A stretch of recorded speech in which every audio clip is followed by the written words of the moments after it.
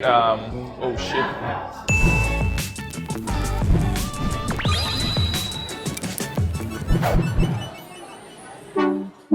Hi guys, I'm Nick, I'm Steven. and welcome to another episode of Eat Book Vlogs, where we bring Steven around Singapore to let him try things that he never tried before. Are you excited? Very excited. So the last time around, Xenia was your tour guide. You guys went to Tong, right? Yeah. So today I am your guide. We are exploring Chinatown. Have you been to Chinatown before? I've been to the Maxwell Food Center. Okay. And I visited the Buddha Tooth Relic Temple. Ah, okay. So Chinatown actually has a lot of nice food. Plenty to do, plenty to eat. Let's go. Let's go.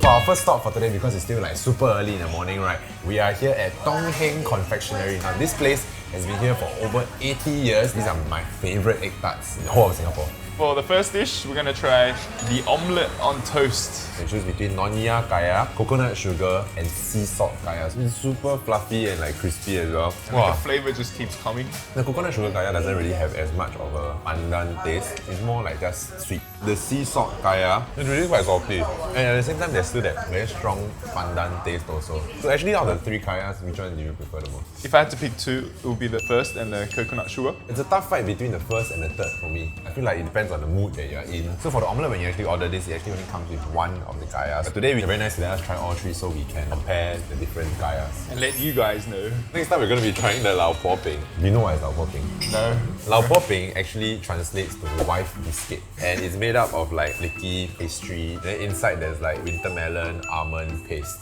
What do you think? This is your first Lao Po Ping ever? And you take a bite and the flakes kind of just take over your mouth. So light and crispy.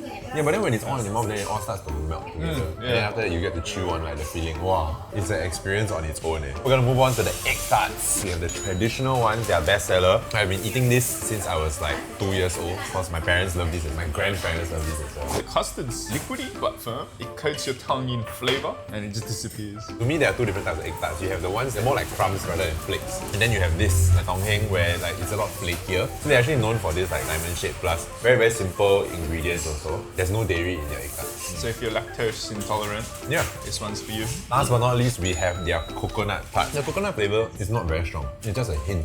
The coconuts throughout the tart, it adds like a chew with the crunch of the pastry. Okay, so we're done trying all the different items here. Which one was your favorite? Kind of like the Lao Popping. The pastry was really light, like the flavor of the jam, amazing. I was very surprised by the Lao Po Ping because it actually made me think a bit like, oh, do I like this more than the egg tarts? But no, I think for me at the end of the day, when it comes to Tong Heng, the thing that I would confirm plus chop go for is still the original egg tart.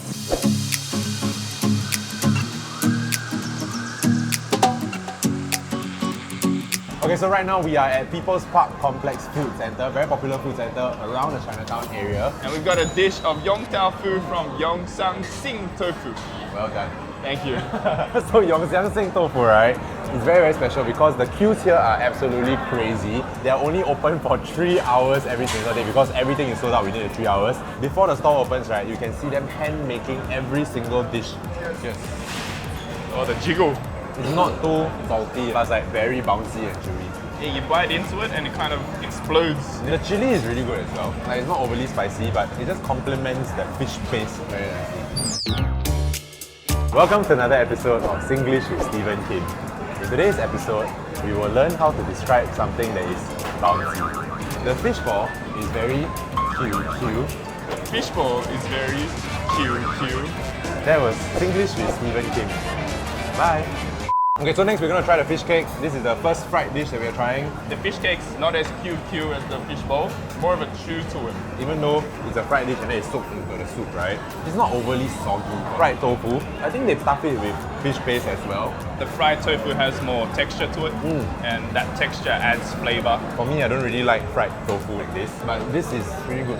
Like when you bite into it, then like you go through all the silky, smooth tofu, then right at the end there's a bit of the QQ. Last but not least, we're going to be trying the silken tofu. It also has fish paste. I feel like the fried one was nicer. I didn't expect that because I normally will always order regular silken tofu with my Yong tofu. So actually like a bowl like this, right, it costs $4.50. It's slightly on the pricier side compared to other Yong tofu places, but I think it's still pretty worth it because everything is handmade. All the labor and the love that goes into making it. Worth trying if you're here and you manage to like come on a day where there's no queue.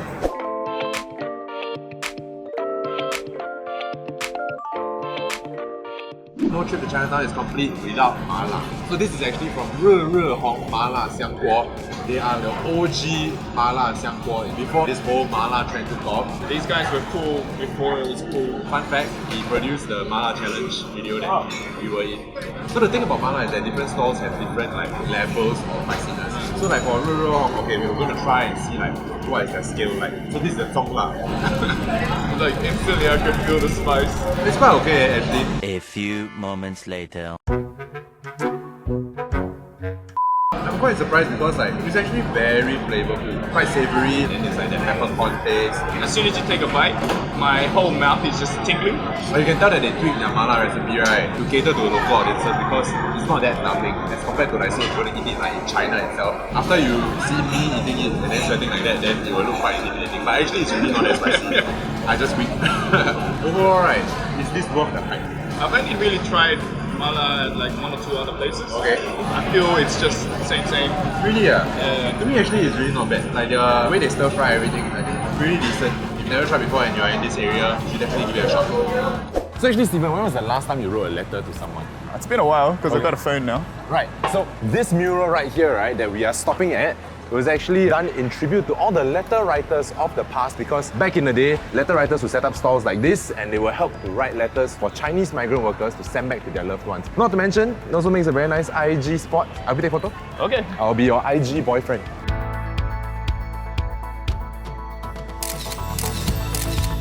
Okay, so now the IG photos are done, we're gonna head across the road to our next stop, Liao Fan, soya sauce, chicken rice and noodle, the famous hawker chan. Let's go. Let's go.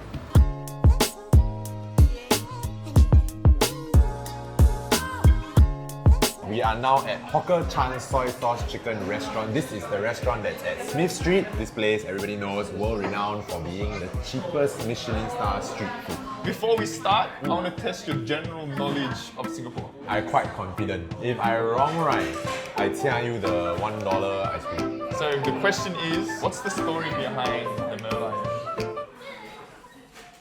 So right, the Merlion, right? Last time got this lion. Then buy ice cream later. Just lost the bet, but never mind. We're gonna eat Michelin star food now. Very well seasoned. The sauce coats the noodles very nicely. It's like al dente. What do you think? I think it's cute. Let's move on to the chicken itself. Wow, it's so tender. It's like melts in your mouth. It's like you get the tenderness of steamed chicken, but the flavor of like roast chicken. Chicken rice, I need to put chili sauce and stuff on it. But Fair this enough. already has the flavor in it and not overwhelming, so you can still taste the chicken as well. They of course have char siu and roast pork as well, both of which are very highly acclaimed. So we'll start off with the char siu. Very nicely caramelized. Meat is very tender. It just melts in your mouth, man. Usually I don't like eating fat, but that little bit of fat surrounded by the meat, it just adds that extra kind of juice to it. It feels a lot more complex than most other char sius. Other char siu places, like it's just like, oh, sweet lor. Last but not least, we have the roast pork. My favorite. He eats chicken rice or roast pork rice every other day. Listen to the crunch. That's a good roast pork. What I like is that you can sort of taste like cinnamon-ish flavor. Similar to the char siu, like it makes you take a step back and wonder like, what is inside this? It's like every layer of meat There's a has different flavor profile. on it. Yeah. It's like, Wow. what? Thoughts on the world's cheapest Michelin star? I think they deserve it. The roast pork is really good. So much flavor throughout the meat. It's not too much fat. For me, right, the real winner here is still the soy sauce chicken because that tenderness to flavor balance, right? Wow, you can't really get that anywhere else.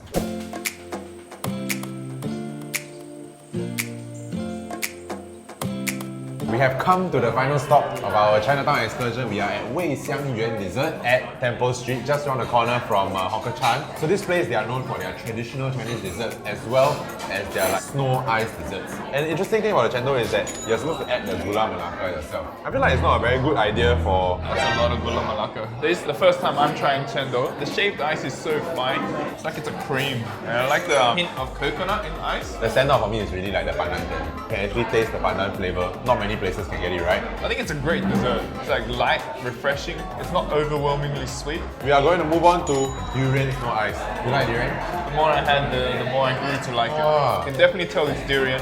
but it's not overwhelming. I feel like if you are someone who is trying durian for the first time or if you've never tried durian before, this is a good gateway into like learning how to appreciate durian. Moving on to the hot desserts, usually Tang Yuan is a very popular dish when it comes to like reunions, families. Today we have the sesame filling as well as the peanut filling in a ginger-based soup. Try the peanut one first. The reason why I don't like the ginger soup is because it's a bit spicy. But what do you think about the texture?